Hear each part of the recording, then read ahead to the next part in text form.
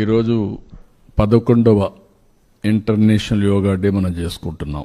గారు దీన్ని పట్టుబట్టి UN కన్విన్స్ చేసి దీని ఇంపార్టెన్స్ చెప్పి ఒక ఇంటర్నేషనల్ యోగా డేని డిక్లేర్ చేశారు.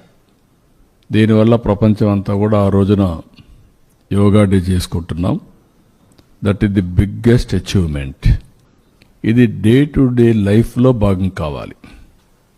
మన లైఫ్ స్టైల్స్లో మనం ఇంటిగ్రేట్ చేసుకునే పరిస్థితి రావాలి. ఈరోజు ఫిట్నెస్ ఇవన్నీ మాట్లాడుతున్నాం. ఇది వారసత్వంగా మనకు వచ్చిన సంపద.